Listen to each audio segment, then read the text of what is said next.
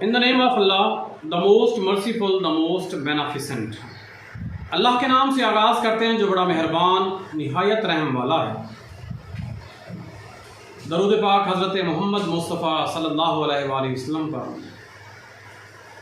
जिनकी वजह से ये कायनात सजाई गई और जो कायनात के दुल्हा हैं। आज हम बात करने वाले हैं आर्ट ऑफ कम्युनिकेशन के ऊपर। Communication is a tool by which we convey message to others. Communication एक ऐसा हथियार होता है, कम्युनिकेशन एक ऐसी टेक्निक होती है जिसकी मदद से हम अपना मैसेज दूसरे बंदे तक कन्वे करते हैं। इस कम्युनिकेशन के पूरे सिस्टम के अंदर जो प्रोटोकॉल होता है उसमें 3 चीज़ें आती हैं।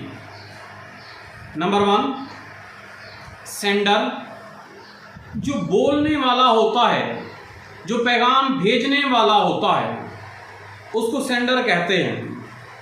नंबर 2, मीडियम, जिस रास्ते से, जिस पाथ के ज़रिए वो पैगाम जो है रिसीविंग की तरफ जा रहा है, उसको हम मीडियम कहते हैं। और नेक्स्ट जो है रिसीवर होता है, सुनने वाला होता है,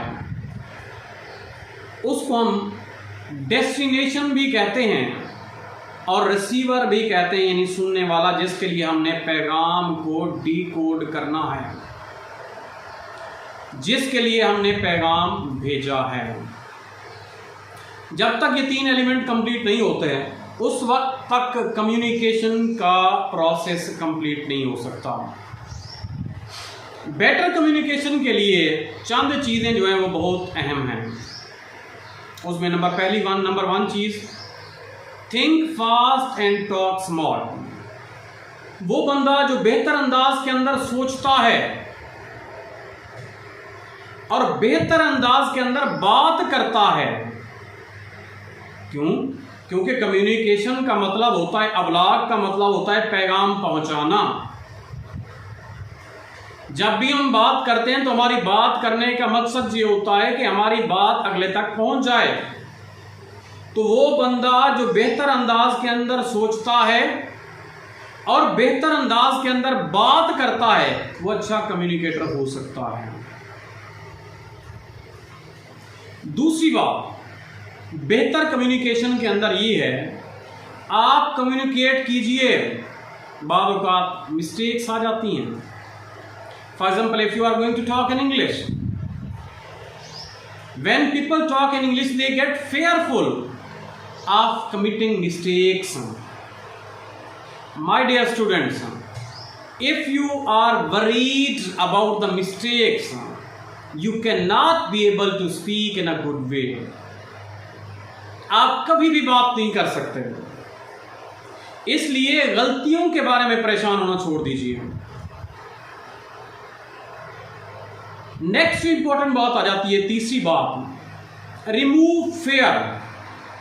हम जब भी पब्लिक स्पीकिंग की तरफ आते हैं तो हम डरना शुरू कर देते हैं कि हम जब पब्लिकली बात करेंगे, हम स्टेज के ऊपर जाएंगे, हम पोडियम के ऊपर जाके ठहरेंगे, हम रोस्टम के ऊपर जाके ठहरेंगे, हम डाइस के ऊपर ठहरेंगे, तो आगे जितने बच्चे बैठे होते हैं वो हमें खा जाएंगे। हमारे अंदर एक डर पैदा हो जाता है, अनदेखा खौफ होता है। मेरे दोस्तों, फेयर है क्या चीज़? फेयर कहते हैं false emotions appearing in real. झूठे जज्बात होते हैं जो हमारे चेहरे के ऊपर आके हमें दिखाई देते हैं कि हकीकत के अंदर जो आगे सामने बंदा बैठा हुआ है या सामने जो हालात मेरे सामने आ रहे हैं, ये बहुत ही गंभीर हालात हैं। तो इसलिए आपने इन फॉल्स इमोशंस को ख़त्म करना है जो रियल दिखाई दे रहे होते हैं। चौथी चीज़, अगर आपने पब्लिक स्पीकिंग का आर्ट सीखना है तो आप हमेशा स्ट्रेट फॉरवर्ड और टू द पॉइंट बात कीजिए। स्ट्रेट फॉरवर्ड और टू द पॉइंट बात करने का मकसद क्या है, का मतलब क्या है? इसका मतलब ये है कि आप अपने टॉपिक के साथ लिमिटेड रहिए। आप जिस मौजू के ऊपर बात करना चाहते हैं उस मौजू के साथ मुंसलिक रहिए। जब आप मौजू के साथ मुंसलिक रहेंगे आपकी बात का वजन भी होगा, आपकी बात अंडरस्टैंडेबल भी होगी। Number 5, do not be confused. वो लोग जो कंफ्यूज होते हैं, परप्लेक्सिंग कंडीशन के अंदर होते हैं, इन अ फिक्स या ट्रबलिंग कंडीशन के अंदर होते हैं, वो कभी भी अपना माफियूज ज़मीर आगे कन्वे नहीं कर सकते।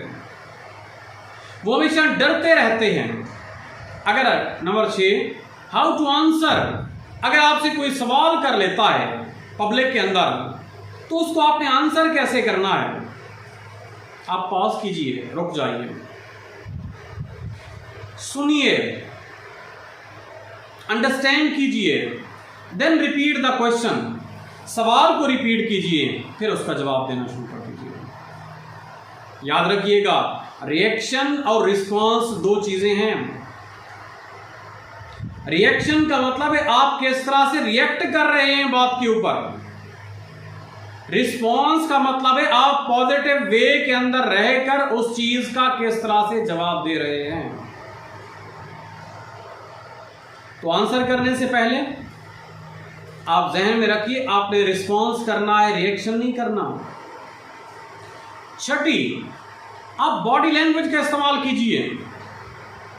बॉडी लैंग्वेज का इस्तेमाल आपकी कम्युनिकेशन को इफेक्टिव बना सकता है।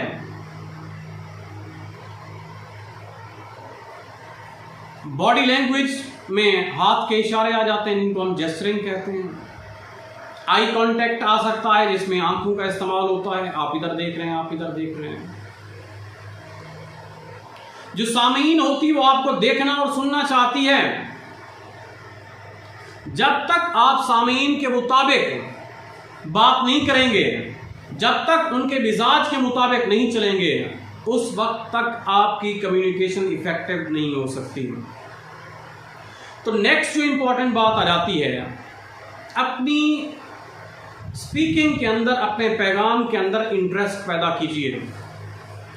जब तक आपकी बात के अंदर इंटरेस्ट होगी उस वक्त तक आपकी बात सुनी जाएगी। जब आपके बात के अंदर इंटरेस्ट खत्म हो गई उस वक्त आपकी बात को सुनना लोग खत्म कर देंगे। सेकंड लास्ट चीज, अपने पैगाम को शॉर्ट रखिए, महदूद कीजिए और मेन पॉइंट्स बना दीजिए। जैसे अभी मैंने आपको बताया कि हम आर्ट ऑफ कम्युनिकेशन या पब्लिक स्पीकिंग के बारे में हम सीखने वाले हैं, तो उसमें मैंने आपको 10 बातें बतानी हैं आज। तो मेन पॉइंट्स आप अपने पास रखिए। मेन पॉइंट्स आपके माइंड के अंदर होने चाहिए। माइंड मैपिंग टेक्निक इस्तेमाल कीजिए। जब आप इस टेक्निक को इस्तेमाल करेंगे आपकी पब्लिक स्पीकिंग की स्किल जो है वो इंप्रूव करती जाएगी। मैं दोबारा इसको रिपीट कर रहा हूं जरा तवज्जो के साथ। Number 1, think fast and talk smart. Think fast and talk smart. Number 2, stop worrying, परेशान नहीं होना।